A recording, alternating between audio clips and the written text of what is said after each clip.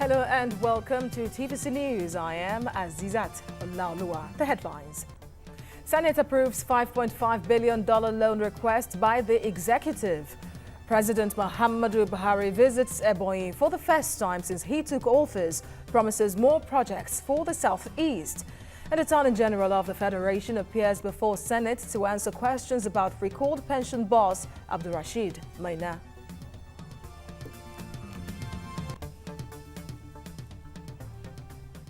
The Senate has approved the $5.5 billion loan requested by President Muhammadu Buhari. $2.5 billion is to be used to part finance the 2017 budget, and $3 billion will be used to refinance domestic debts. But the loan was approved after the Senate Committee on Local and Foreign Debts said it was in line with the borrowing plan of the 2017 Appropriation Act.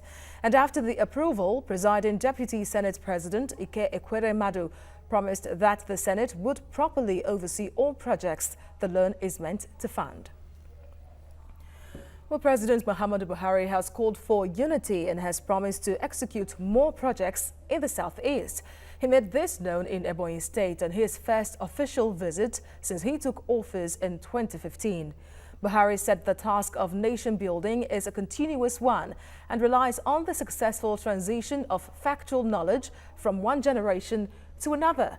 The president commissioned some landmark projects and laid foundation stones for Ebonyi City Mall and a flyover bridge. Attorney General of the Federation Abubakar Malami and Minister of Interior Abdurrahman Dambazao have appeared before the Senate Ad Hoc Committee investigating the Abdulrasheed Maina saga to unravel how the dismissed staff was reinstated into the Federal Civil Service. After separate closed-door meetings with both ministers, Chairman of the Senate Committee on Establishment told TVC News that the investigation continues on Thursday. TVC News National Assembly correspondent reports. This Senate Ad Hoc Committee is set up to unravel the circumstances that led to the recall of dismissed former chairman of the defunct Pension Reforms Task Force, Abdulrasheed Maina, before he was recently disengaged by President Muhammadu Buhari following a public outcry. Nigeria's Attorney General Abubakar Malami is here to answer questions on whether or not he issued a legal advisory that Maina should be reabsorbed into the Federal Civil Service. The circumstances surrounding the appearance of Maina and his engagement into service and other things have followed. Prior to this time, there have been a lot of information circulating in the media, both electronic and in social media, regarding this issue. I will not want to be guided by those informations.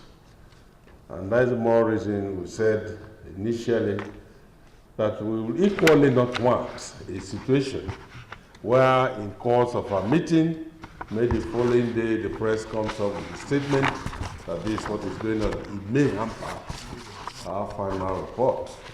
Journalists were then barred from covering the event. When AGF Malami emerged, he refused to answer questions from journalists. It was then the turn of the Minister of Interior, Abdurrahman Dambazao, to face the committee. The meeting also held behind closed doors. While the ministers would not want to speak with journalists, Chairman of the Senate Committee on Establishment, Senator Emmanuel Polka, confirmed to TVC News that the investigation continues on Thursday, when the AGF is expected to be around. Somna Sambu, TVC News, Abuja.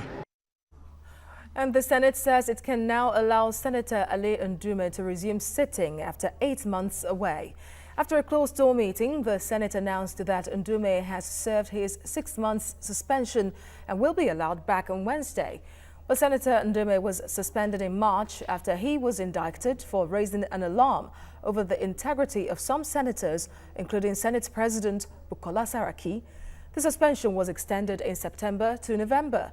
Deputy Senate President Ekweremadu, who presided over today's plenary, said the Senate's decision is without prejudice to any ongoing court proceeding.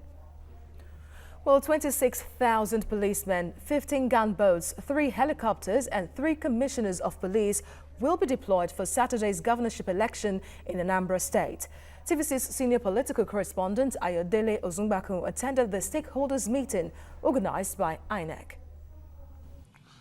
With few days to the governorship election in Anambra State, the political atmosphere is getting tense as politicians are deploying all sorts of strategy to win voters.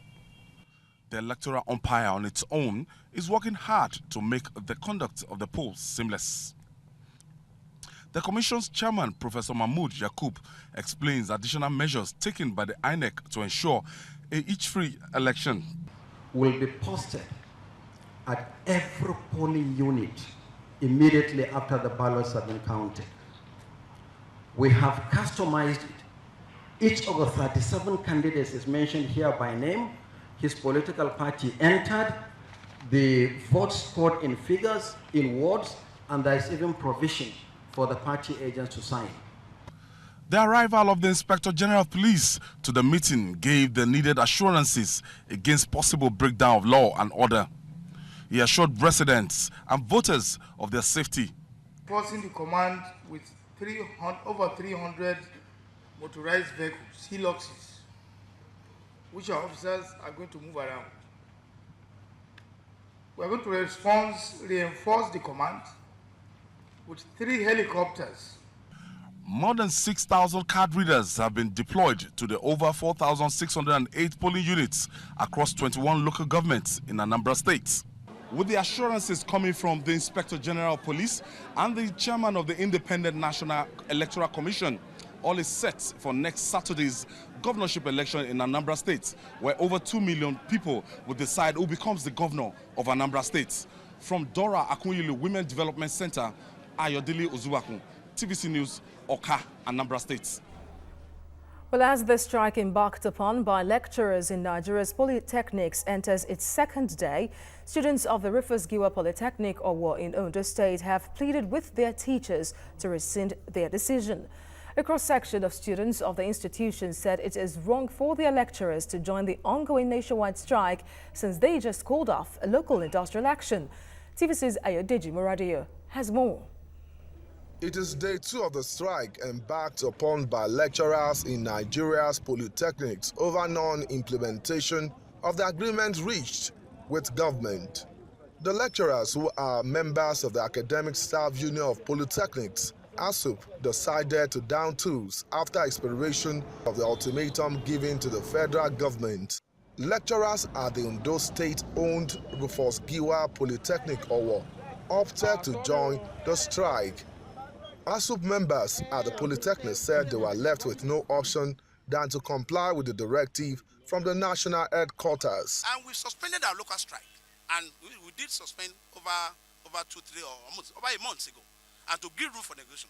But when ASUP at the national level give a call, a clarion call, that all its members should embark on total strike as from today, then we didn't have any option. But their decision did not go down well with students of the institution, who believe that they should have opted out of the ongoing strike. The students who are disturbed that the action will affect the institution's academic calendar wondered why the lecturers are on strike weeks after calling off their industrial action. It's quite pathetic to hear this kind of news. I wonder what our leaders are doing to help with the students who they refer as the leaders of tomorrow. For example, Rugbo chapter of ASUP has embarked on, this is the 4th strike in this year. Actually, all the students, we are all begging the federal government to please, they should help our lecturers, because they just arrived from the local strike, in which they have been on strike for like some months now. Many institutions have finished their second semester while we are still battling with ours, so they should please have another view of this. They should just be true with the students. It's not easy having spent more than, let's say, 12 months for just a section. Students hope that the striking lecturers will change their decision and return to the lecture rooms. Ayodeji Moradio, TVC News, Akure, Ondo State. Ekiti State Governor has condemned the proposed sack of many teachers in Kaduna State, describing the policy as counterproductive. Ayodele Fayose was speaking in Ado-Ekiti at a ceremony where he distributed reading glasses to teachers. TVC News correspondent Aki Ogumola reports. Seated here are teachers from primary and secondary schools already screened for the eyeglasses. There are 5,000 in number, picked from the 16 local government areas of Ekiti State. We discovered that a lot of people are in need of these reading glasses, in excess of the available 5,000, especially the civil servants and the local government staff, who do more of administrative readings. We are using this medium to advise them to bear with the state government and hopefully wait for another phase of the program designed exclusively for the civil servants and the local government staff in the nearest future. The governor personally helped some beneficiaries to put on the glasses and thereafter delivered his address. There is nothing called education without teachers. Any system that does not give teachers recognition will fail. Any system that does not understand and come to the level of teachers, they are wasting their time. It doesn't matter how many teachers you sack. If you like, you sack the ones that are not yet teachers, you will still not get results. 35 years, you suddenly remember that you cannot write English very well. But when they were teaching you, you forgot. I want to tell you that in my state, nobody will sack teachers. A letter from the National Secretariat of the Nigeria Union of Teachers requested for a date to pay a thank you visit to Fayose as teachers governor was read at gathering and later presented to the governor. Akin Ogumola, TVC News, Ado Ekiti. You're watching TVC News. We'll go on a short break now and return in just a moment with more stories. Stay with us.